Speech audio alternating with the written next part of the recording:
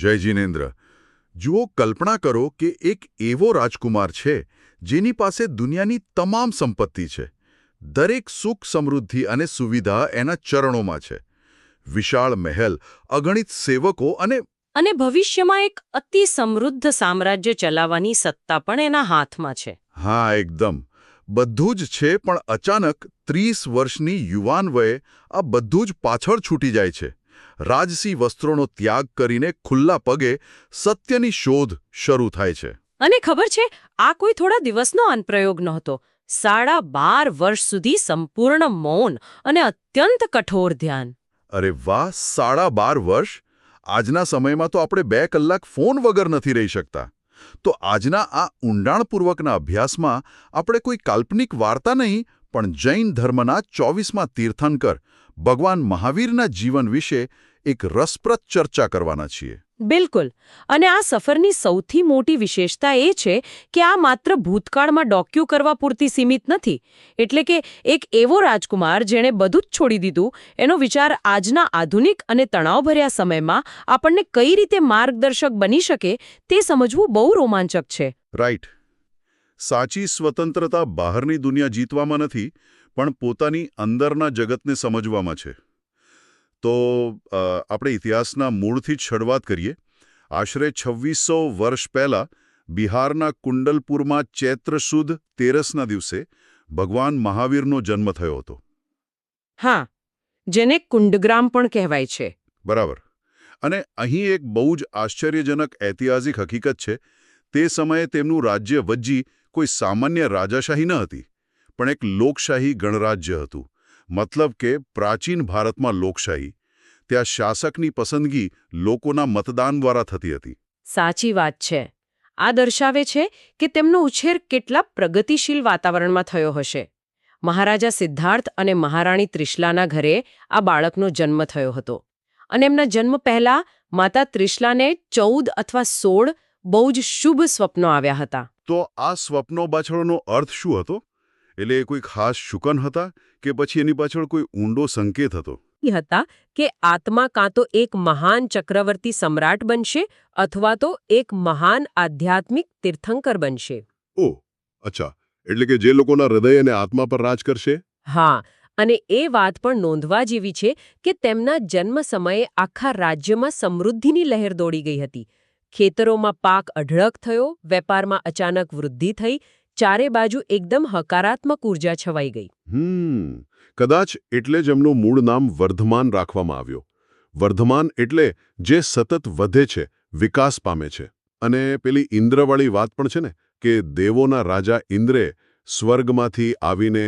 હા, એમણે સુમેરુ પર્વત પર આ દિવ્ય બાળકનો જન્માભિષેક કર્યો હતો, જેને જૈન ધર્મમાં તીર્થંકરોના 5 કલ્યાણકો પૈકી જન્મ કલ્યાણક તરીકે ઓળખવામાં આવે છે. આ દિવ્ય શરૂઆત પછી 30 વર્ષ સુધી તો એમણે વૈભવી જીવન જીવ્યો, પણ અંદરની આધ્યાત્મિક જ્વાળા સતત પ્રજ્વલિત હતી.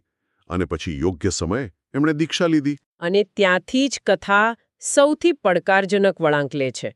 રાજકુમાર વર્ધમાનથી ભગવાન મહાવીર બનવા સુધીની સફર. જુઓ, આપણે હમણાં જ વાત કરી કે અત્યારે ડિજિટલ ડિટોક્સ કરવા માટે પણ લોકો ભારે સંઘર્ષ કરે છે.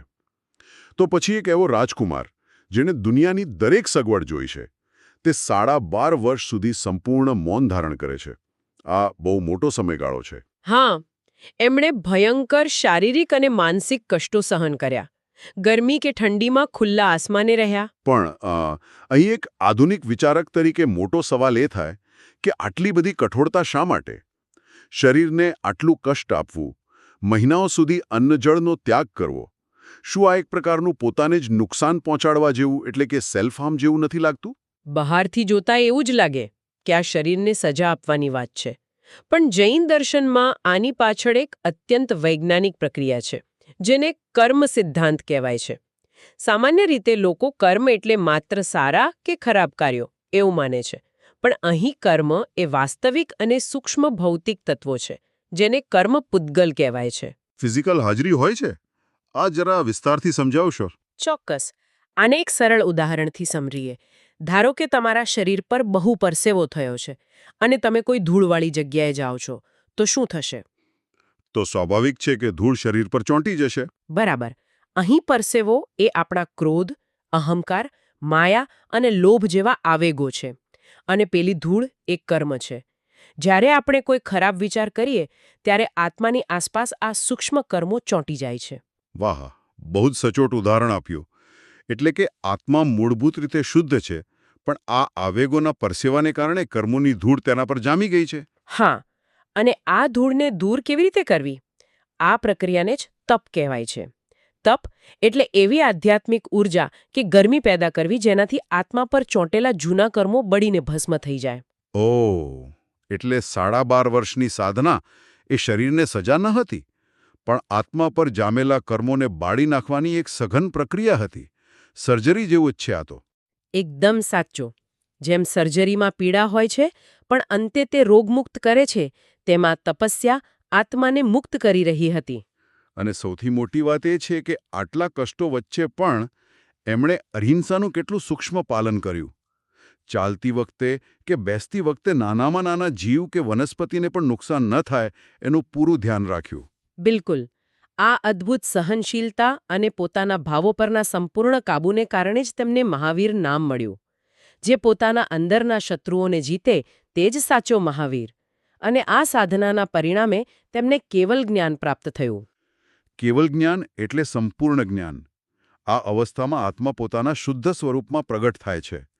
અને આ જ્ઞાન મળ્યા પછી એમણે આગામી 30 વર્ષ સુધી ખુલ્લા પગે ચાલીને લોકોને ઉપદેશ આપ્યો. હા, એમણે જૈન ધર્મના 5 મહાવ્રતોનો ઉપદેશ આપ્યો. અહિંસા, સત્ય, અસ્તેય, બ્રહ્મચર્ય અને અપરિગ્રહ. જો આપણે આ 5 સિદ્ધાંતોને આજના આધુનિક જીવન સાથે સરખાવીએ તો આશ્ચર્ય થાય કે આ સિદ્ધાંતો આજે પણ કેટલા પ્રસ્તુત છે. દાખલા તરીકે અપરિગ્રહ. હા, અપરિગ્રહને તમે આજના સંદર્ભમાં કઈ રીતે જોશો? સાચું કહું તો અપરિગ્રહ એ આજના જમાનાનો મિનિમલિઝમ છે. આજે ઓનલાઈન શોપિંગના યુગમાં વસ્તુઓ ભેગી કરવાની જાણે હરીફાઈ ચાલી રહી છે. અપરિગ્રહ એટલે માત્ર વસ્તુઓ ઓછી કરવી એવું નહીં, પણ મનમાં રહેલી એ વસ્તુઓ પ્રત્યેની આસક્તિને સાફ કરવી. બહુ સુંદર સમજણ છે આ. વસ્તુઓ હોવી ગુનો નથી, પણ માલિકીનો ભાવ અને તેને ગુમાવવાનો ડર અશાંતિનું કારણ છે. તેવી જ રીતે બીજો સિદ્ધાંત છે અસ્તેય. અસ્તેયનો સીધો અર્થ થાય છે ચોરી ન કરવી. હા, પણ આજે ચોરી માત્ર પૈસાની નથી થતી. આજના કોર્પોરેટ જગતમાં કોઈનો સમય બગાડવો અથવા તો ઇન્ટરનેટ પરથી કોઈની મંજૂરી વિના સામગ્રી લેવી, જેને આપણે પાયરેસી કહીએ છીએ, તે પણ અસ્તેયનો જ ભંગ છે. રાઈટ. બીજાના અધિકારો અને મહેનતનું સન્માન કરવું એ જ સાચું અસ્તેય છે. અને આ બધામાં સૌથી સર્વોપરી સિદ્ધાંત છે અહિંસા. અહિંસા એટલે માત્ર શારીરિક હિંસા નહીં, પણ પર્યાવરણને બચાવવું અને કઠોર શબ્દો ન બોલવા તેનો પણ તેમાં સમાવેશ થાય છે. એકદમ. આપણે સોશિયલ મીડિયા પર જે કઠોર ભાષા વાપરીએ છીએ એ પણ એક પ્રકારની હિંસા જ છે. મોટો દાખલો છે.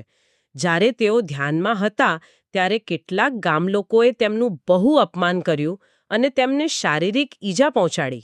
અરે રે, તો પછી એમણે શું કર્યું? તેઓ એકદમ શાંત રહ્યા. કોઈ જ પ્રતિકાર ન કર્યો અને તેમની આંખોમાં જરા પણ ક્રોધ ન હતો, માત્ર ક્ષમા હતી.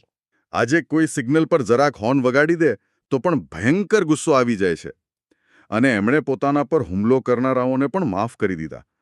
આ જ જીઓ અને જીવવા દોનો સાચો અર્થ છે. બિલકુલ. દરેક જીવને જીવવાનો સમાન અધિકાર છે. અને આ શારીરિક અહિંસાની સાથે તેમણે બૌદ્ધિક અહિંસાનો પણ એક અદ્ભુત સિદ્ધાંત આપ્યો, અનેકાંતવાદ. અનેકાંતવાદ. આ શબ્દ થોડો જટિલ છે. એનો અર્થ શું થાય?